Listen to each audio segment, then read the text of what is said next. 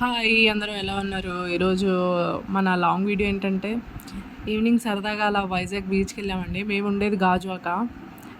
గాజువాక నుంచి వైజాగ్ బీచ్‌కి ఒక 45 మినిట్స్, ఒక 1 అవర్ అలా పడుతుంది. ఈవినింగ్ 5కి అలా స్టార్ట్ అయ్యాము. ఇది జగదాంబ సెంటరు. మేము వైజాగ్ వచ్చేసరికి 7 అయిపోయింది. జగదాంబ సెంటర్ నుంచి చిన్న షాపింగ్ మాల్కి వెళ్దాం అని చెప్పేసి అక్కడ జగదాంబ సెంటర్లో వెళ్ళాము. సిఎంఆర్ షాపింగ్ మాల్ అవన్నీ చూసాము. బట్ షాపింగ్కి అయితే వెళ్ళలేదు. అక్కడ శివుడు, నందీశ్వరుడు చాలా పెద్ద విగ్రహం ఉంది, చాలా బాగుందండి.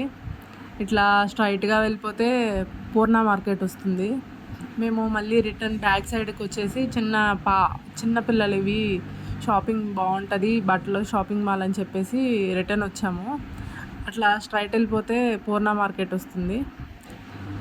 ఇట్లా మళ్ళీ రివర్స్ వచ్చేసి షాపింగ్ మాల్కి వెళ్ళాము. షాపింగ్ మాల్కి వెళ్ళాం కానీ అక్కడ ఏమీ అంత అనిపించలేదు. చూస్తాకి అట్లా బాగుంది కానీ ప్రైస్ చాలా ఎక్కువగా చెప్పేశారు వాళ్ళు. చూసాము, అదేనండి, ఆ షాపింగ్ మాల్కి వెళ్ళాము మేము. కాకపోతే బాగా ఎక్కువగా చెప్పేసినట్టున్నారు. ఆ ఫ్రాక్ తీసాము, ఇంకా పట్టు గౌన్ కూడా చూసాము. ఇక వచ్చేసాము, తీసుకోలేదు. మళ్ళీ రిటర్న్కి వచ్చేటప్పుడు అక్కడ ఇందాడేమో లైటింగ్ వేయలేదు, ఇప్పుడేమో లైటింగ్ వేశారు. జగదాంబ సెంటర్లో క్లాక్ కదా, లైటింగ్ వేసి చాలా బాగుంది. బీచ్కి వచ్చి మా పాపని ఇట్లా చిన్న కారు ఉంటే ఒక రౌండ్ వేయించాము. మా పాప అసలు చక్కగా కూర్చుంది.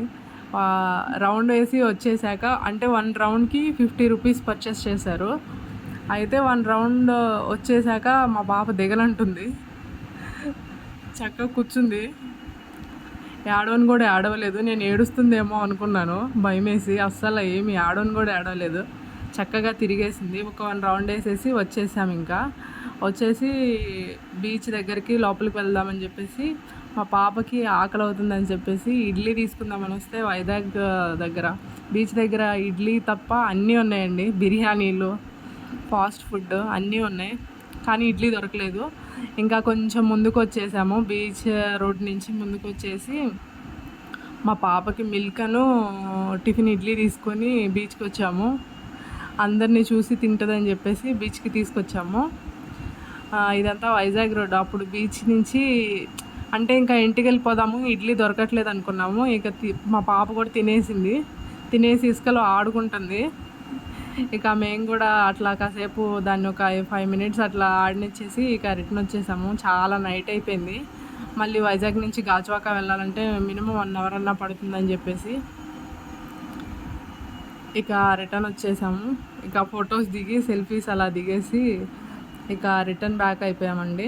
మాతో పాటు మా హస్బెండ్ కంపెనీలో వర్క్ చేసే తను గోవింద్ అని ఒక పర్సన్ కూడా వచ్చాడు. Thanks for watching, bye.